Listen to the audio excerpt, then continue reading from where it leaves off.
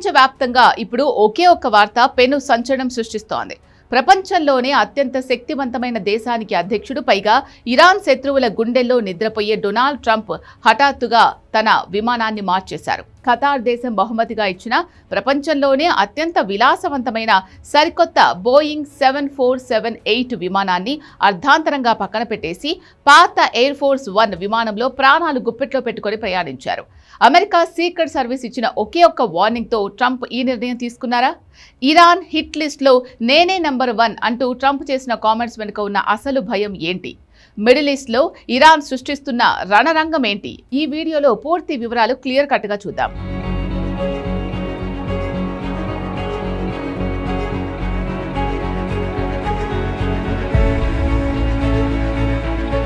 విషయంలోకి వెళ్తే, అంకారాలో జరిగిన నాటో సదస్సు ముగించుకొని ట్రంప్ స్వదేశానికి బయలుదేరారు.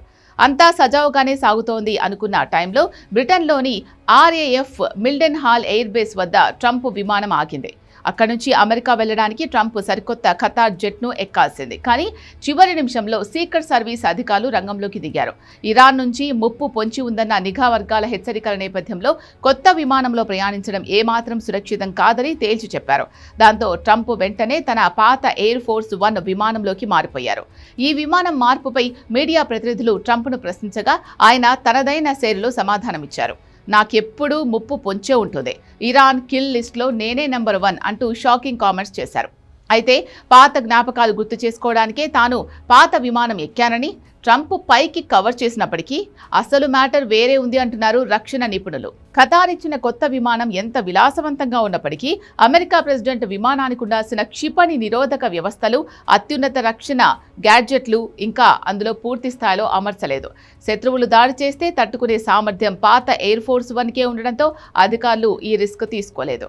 ట్రంప్ ప్రయాణించిన ఆ పాత విమానంలో భద్రత ఏ రేంజ్లో ఉందంటే, ప్రయాణం ముగిసే వరకు కిటికీల తెరలు అస్సలు తీయకూడదని రిపోర్టర్లను గట్టిగా ఆదేశించారు.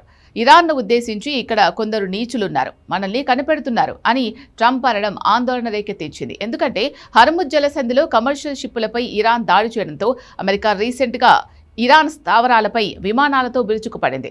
దీనికి ప్రతీకారంగా ఇరాన్ కూడా కువైట్, బహ్రెయిన్లలోని అమెరికా మిలిటరీ క్యాంపులపై డ్రోన్లు, మిసైళ్లతో దాడులు చేస్తోంది.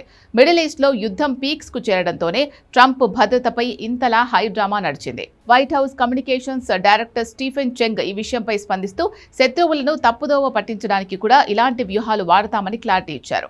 ఏదేమైనా ఇరాన్ ముప్పుతో అమెరికా ప్రెసిడెంట్ ఇలా విమానాలు మార్చాల్సి రావడం ఇప్పుడు ప్రపంచవ్యాప్తంగా హాట్ టాపిక్ గా మారింది.